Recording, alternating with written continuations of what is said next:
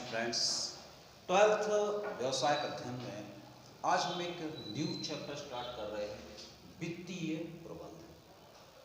ये जो आपका प्रबंध यानी मैनेजमेंट है, मुख्य रूप से 3 भागों में जाता है।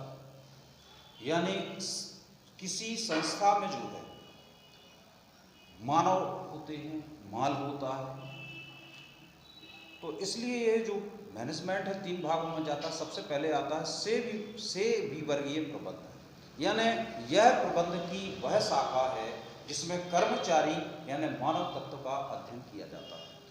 सेकंड आता है विपणन प्रबंध। विपणन प्रबंध की वह शाखा है जिसमें वस्तु के निर्माण के पहले से लेकर उपभोक्ता को वस्तु सौंपने के पश्चात तक की क्रियाएं आती हैं। यानी इसका मुख्य मैटर रहता है वस्तु यानी माल। थर्ड आता है आपका वित्तीय प्रबंध, यानी किसी भी संस्था को चलाए रखने के लिए वित्त यानी पैसे की आवश्यकता होती है। और व्यवसाय के बारे में तो ये बात कही जाती है कि जो भूमिका मानव शरीर में रक्त की होती है, खून की होती है, ब्लड की होती है, वही भूमिका व्यवसाय में वित्त की होती है। यानी वित्त के अभाव में आप व्यवसाय नहीं कर सकते।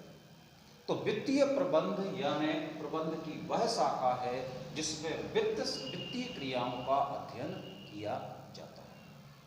तो आज हम इस वित्तीय प्रबंध के उद्देश्य पढ़ रहे हैं, जिसमें सबसे पहले आ जाता है कोषों की व्यवस्था करना। यानी एक बड़ा व्यवसायिक संगठन जिसमें अधिकांशतः कंपनियों के बारे में हम लोग पढ़ते हैं, तो कंपनी के लिए बहुत अधिक पैसे की आवश्यकता होती है और ये वित्त जो है कई स्रोतों से प्राप्त किया जाता है। तो इन कोषों की व्यवस्था करना यानी कंपनी के लिए जो आप पैसे प्राप्त करोगे उसके स्रोत क्या रहेंगे, उन कोषों की व्यवस्था करना, यानी कई प्रकार के कोषों से पैसा आता है।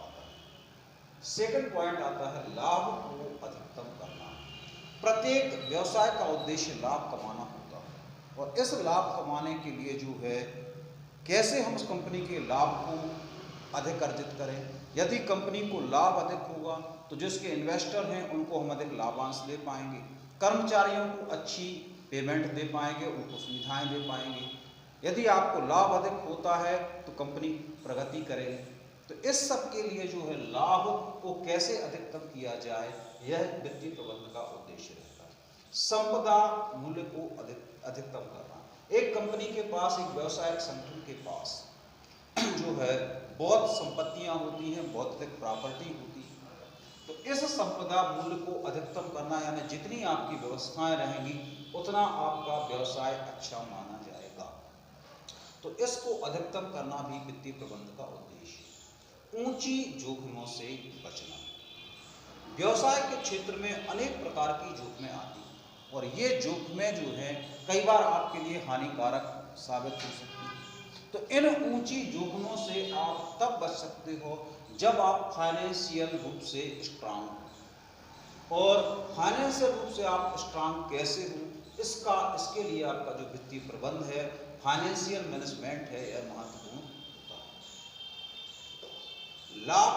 लाभांश का भुगतान करना। ऐसे लोग जो कंपनी में पैसा लगाते हैं उनको जो बदले में हम प्रतिफल देते हैं वह लाभांश कहलाता है।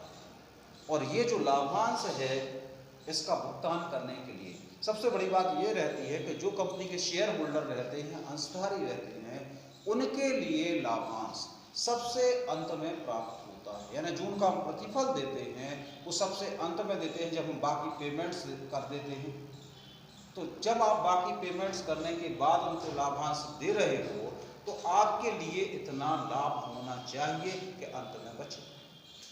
तो इसलिए लाभांश का भुगतान करने के लिए वित्तीय प्रबंध यानी एक आपके पास मजबूत फाइनेंशियल व्यवस्था होना जरूरी है।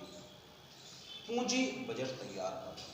बजट यानी भविष्य के आय और व्यय का एक विवरण होता है। तो ये पूंजी यानी फाइनेंशियल बारे में बहुत जरूरी होता है कि आप कैसे कोषों की व्यवस्था करोगे, कैसे खर्च करोगे। तो इस सब के लिए जो हम पूंजी बजट तैयार करते हैं, इसे तैयार करना वित्तीय प्रबंध का एक खास उद्देश्य है। वित्तीय निर्णय लेना। व्यवसाय के क्षेत्र में कई बार हमें फाइनेंशियल डिसीजन लेना पड़ते हैं। तो ये फाइनेंशियल डिसीजन लेते समय आपकी जो वित्तीय पोजीशन अच्छी हो, जो आपकी वित्तीय फाइनेंशियल पोजीशन अच्छी हो, आपके पास जो है ऑप्शन रहे।